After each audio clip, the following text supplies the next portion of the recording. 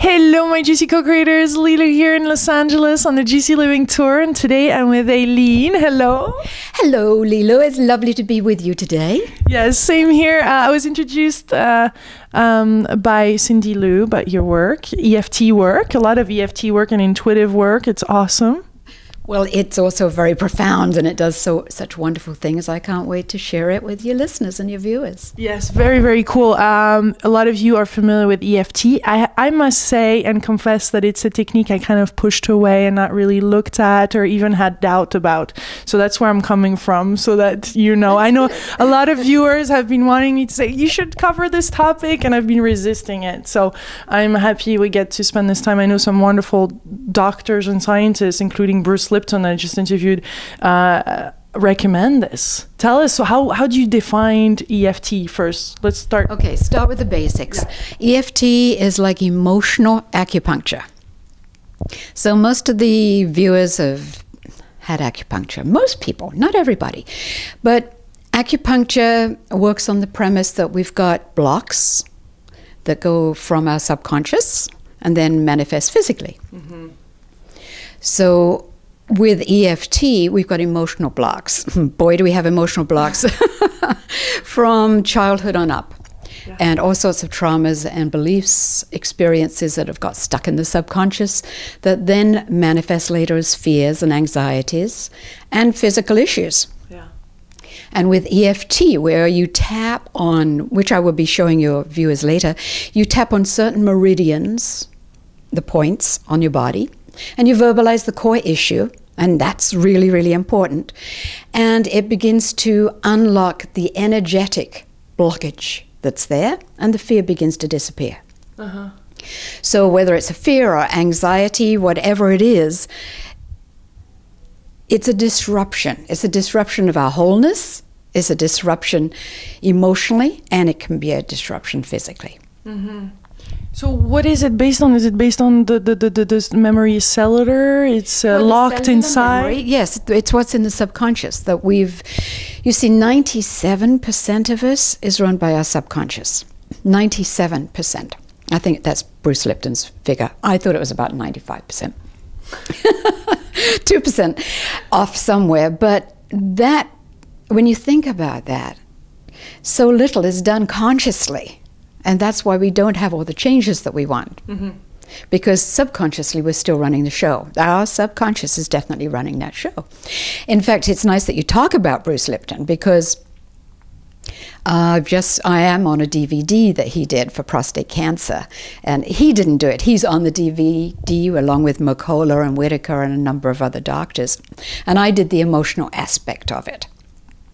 Because every illness has an emotional component to it. And so EFT takes care of the emotional issues that then allow the body to begin to regenerate and reheal itself. And it's the same whether, as I said, whether we're dealing with emotions or it's manifesting physically. Once your viewers learn how to use this tapping for themselves and find out what's going on in their subconscious, they can begin to clear it step by step by step. On our own. On our own. Now, deeper issues, you probably need someone who can go in deeper. I happen to have a way of communicating with people's higher selves that allows me a broader perspective. How do you do that? You said, how do you tap in that higher self? Yeah. Well, let's just say that most of the people watching are going to be tapping into their own subconscious, and they can learn how to do that with kinesiology. And kinesiology is giving you a signal. Some people go yes, forward for yes, and backwards for no. Uh-huh. So you ask your subconscious what's really going on, because you'll be horrified to know, I am, that what I think consciously I'm thinking, my subconscious has a different agenda, and it's saying, oh no, you don't really believe that. Because remember when great Aunt Tilly embarrassed you in front of everyone by talking about you going to the bathroom or wetting your pants when you were 3 years old? That kind of thing gets stuck in the subconscious, and then you've got this conscious program that's running on one level, but the subconscious is running on another level. So when you learn, as your listeners and viewers will, how to check with their own subconscious and then use EFT to clear those particular issues, they begin to heal themselves. Now, I do something much more than that because I have been an intuitive all my life, and I've been a hypnotherapist for 35 years, and now I do EFT and theta. So I go into a higher state and connect with the higher self or God of your being and get a broader perspective and more healing power that comes through for a person to begin to clear and release themselves of their own issues. But what I really want to say today is that everyone can learn this basic technique. Yeah. And it does need to be explored and understood that you have to get to a core issue. You can't just tap and say, you know, I feel great. That doesn't do it. You have to tap on the core issue. So you always tap positive things? No, you start with the negative. Okay. Here's a perfect example, but we're going to healing where I didn't want to go, but I'll take it into stress later. When my husband had a massive stroke, which he did 7.5 years ago, there was a lot that I didn't want to see. I had to take care of him 20 out of 24 hours, and eventually he went to a nursing home. I'm also working, and I'm now the sole support. I had to see him every day as he was, paralyzed, couldn't see, couldn't speak. And I got an eye infection. So I go to the eye doctor, and the eye doctor says, oh, do you know you got glaucoma and cataracts? I said, thank you, no, I didn't know. Left the doctor's office, burst into tears, called my doctor and said, guess what? Called my daughter and said, guess what? On top of all this, now I'm getting glaucoma and cataracts. And she said, Mom, do EFT. You know what to do.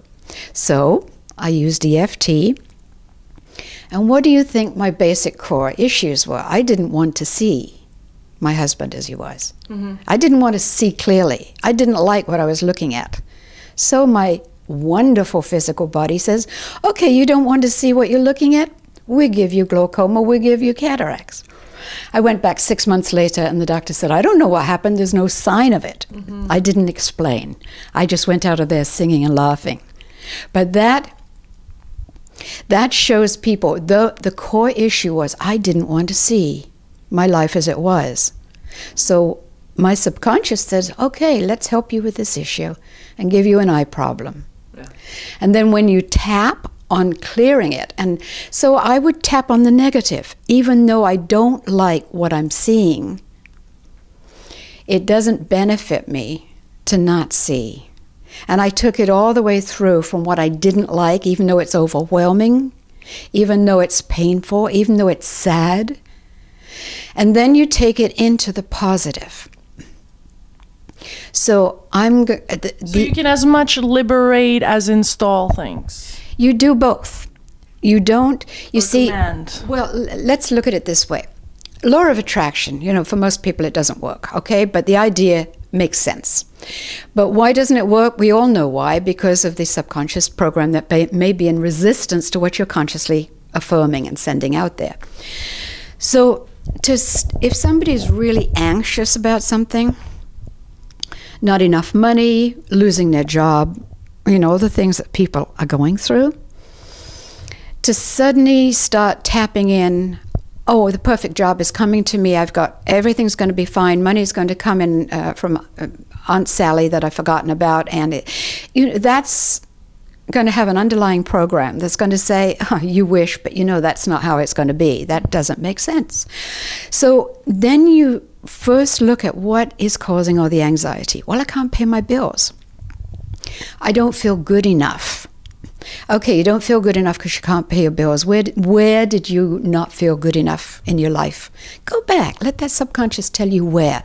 Oh, I didn't feel good enough when in school or at home, whatever it was, somebody said, well, you're no good. You're not bright enough. You're not smart enough. You can't do it.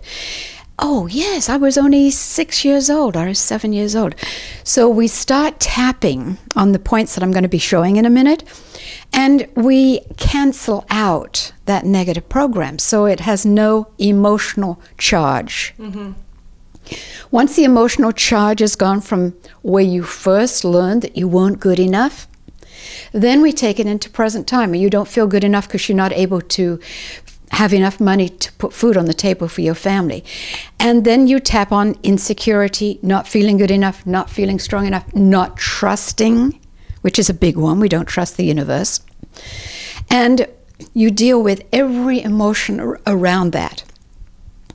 When you've canceled out the overwhelming fear and anxiety and not trusting and not feeling good enough inside, you start tapping in, but I am doing the best I can. And I do trust there's a divine plan.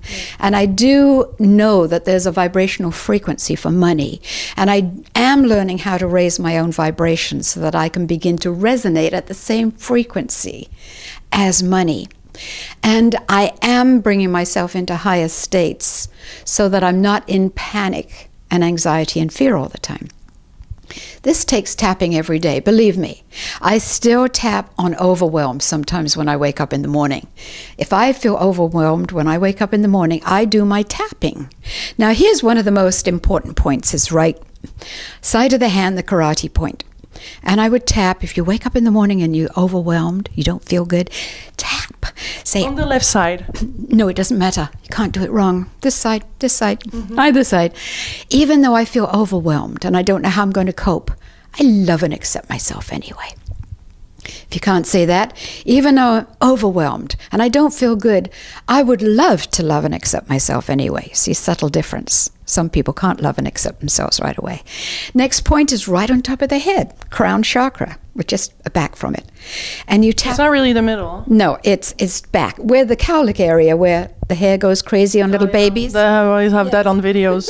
Yeah, but your hair can do that and look fantastic. It's okay anyway. It's okay anyway. There you go.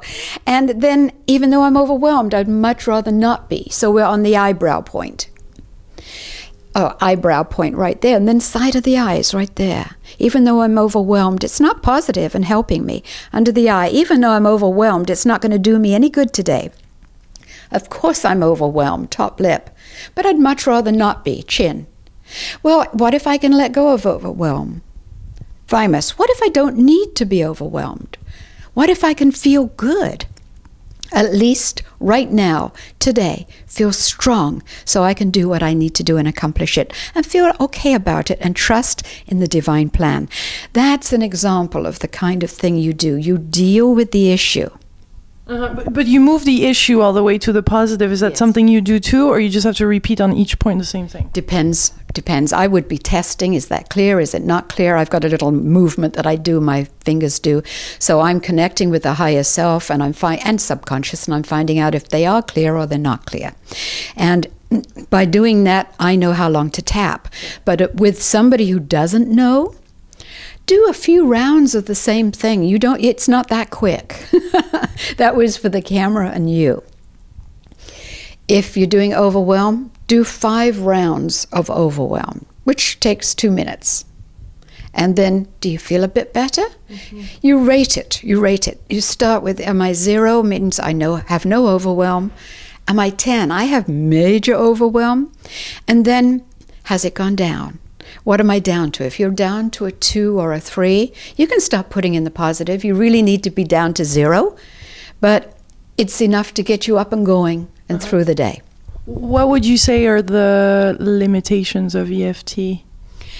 Very, very few, if that particular issue is reached in the subconscious. Then EFT really doesn't work. Now and then you find someone it's not making any movement with. You see, even if there's a secondary plan, meaning that somebody saying, I want to lose weight, subconscious knows, hey, when you were thin and looking gorgeous, you got raped. Don't you remember that? Mm-hmm. They aren't connecting the two. They just know they want to lose weight. They lose a bit, they gain. They lose a bit, they gain. Mm-hmm. Then, if you started, even though I want to lose weight or I can't lose weight, nothing would happen. Because that subconscious program of protecting you is so strong. It's not going to let you lose the weight and get vulnerable again. So that, of course, has to be found and dealt with. But there's one particular spot right here that we didn't talk about. either side, it's a little place that you rub. And as you rub that place, you don't tap it, you rub it. This is the reversal point. So when you've got a program that's protecting you subconsciously, where there's secondary gain, you would say, even though part of me doesn't want to lose weight and I don't know why, I love and I completely accept myself anyway. Mm-hmm. Even though I've got this program that's keeping me from losing weight, I don't know what it is, I accept myself anyway.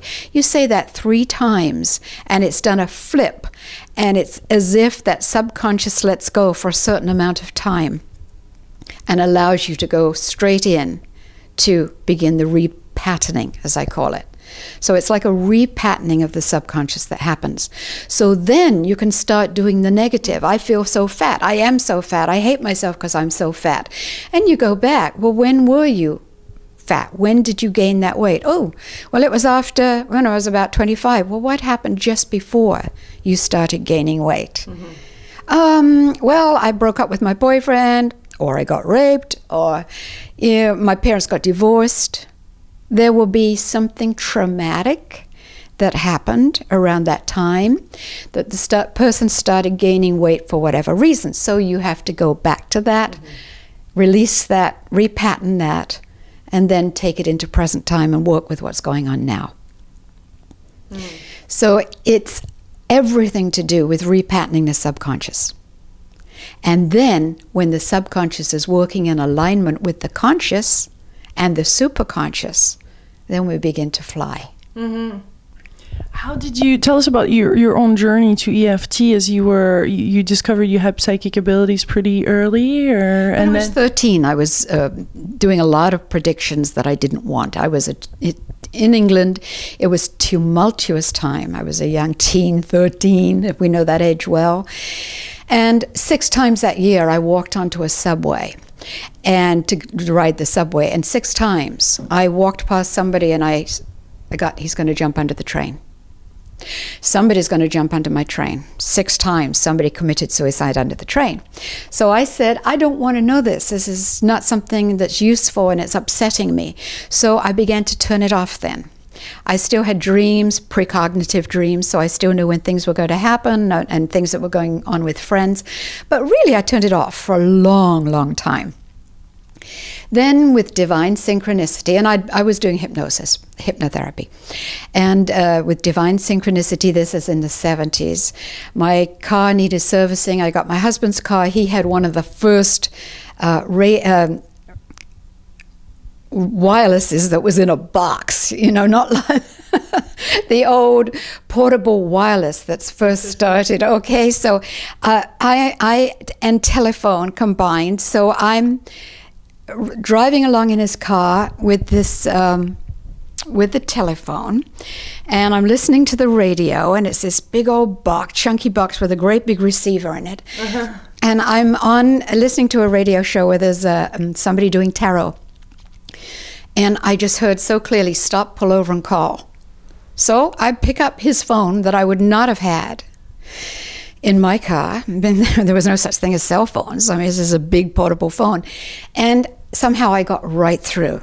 And on the radio, she says, Aileen, I really have to meet you. You're going to be on the air.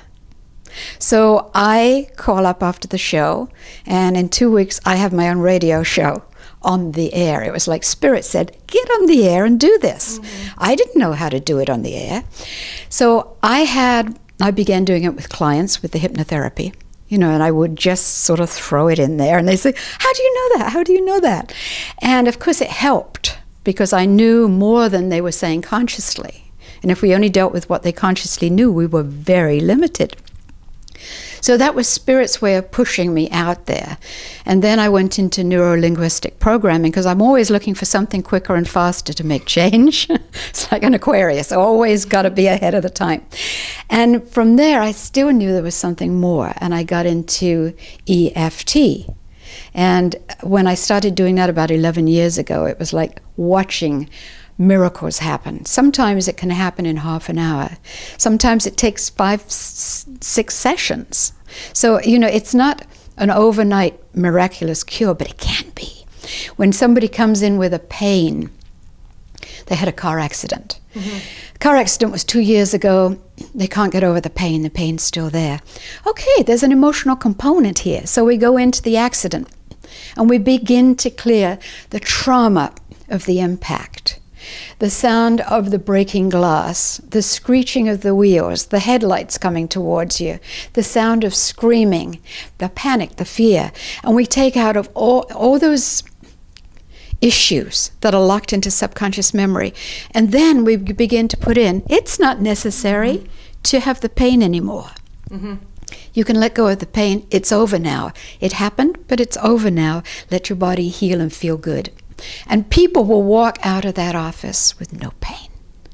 And that's most of the time. It's definitely minimized otherwise. What would you say is the, not that something like a percentage, but what is the people that have, you know, past life experience? We talk a lot about karma. I don't know what is your experience with that, but is that there's some kind of clearing happening on that level, or you purely work in this lifetime? Oh, I'm glad you asked that. I work on all 4 levels. So I will work on the subconscious level. I will work on the history level, which is past life, present life, future life, parallel life. Yeah. I will work on cellular level and sometimes even on soul level. So no, all those levels come into deep issues that we've come into this lifetime to work through, such as the parents that we've chosen, which may resolve around abandonment issues or abuse issues. And so you work on all those 4 levels, because that kind of deep karmic situation that we're working through is never just from the subconscious. But the subconscious has the most influence in our lives now. So when you work on all 4 levels and you're working with your higher self or God of your being, then a lot of that begins to lift and shift. And it's not just EFT in the subconscious is one level. Then there's these other levels you have to go to that are deeper and more profound, and depending on the issue that somebody needs to work on. Do you find that once one issue is cleared, then all of a sudden you find a new layer that really needs That's exactly what it is. It's peeling off the layers. And sometimes the exciting part is where, if you think of the issue as a tabletop and there's legs holding up the tabletop, once you have cancelled out a few of those legs, the tabletop may collapse without ever having to do all the legs. So it depends on the issue, and it depends on the person. So there's really no way to say, this is the way it's going to be for you. We have to wait till we get into it. Do you find a common wound with people, with most people that you treat and have session with? The common theme that's not common is all about each of us is here working through our issues to become whole, to take us home to God. Well, however you want to say that, spirit. And so whatever issues we all have, they usually do come down to issues of the heart, issues around fear, anxiety, not anxiety, because that comes out of fear. Issues of fear, lack of feeling good about oneself, separation, which is tied into abandonment, but it's separation from source energy, and feeling we've forgotten who we are on a deep level. We're trying to find who we are in this life, but we're talking about, no, it goes much deeper than that. You're trying to find your reconnection to spirit and how to let that flow through you so that you can become more of who you are, whether you're being a great mom, a teacher, sweeping the streets, or a physicist or a healer. It doesn't matter. Once you connect with that higher part of you being and let it flow through you every day, then you begin to become a healer wherever you go. And you're raising consciousness, your own and everybody else's. And you're beginning to shift the energy of the planet. And that's in our own way what we're all here to do. We're just some of us more conscious than others. Some people are not aware yet, but we've all got the same potential inside of ourselves. So another tool to live a juicy life then, huh?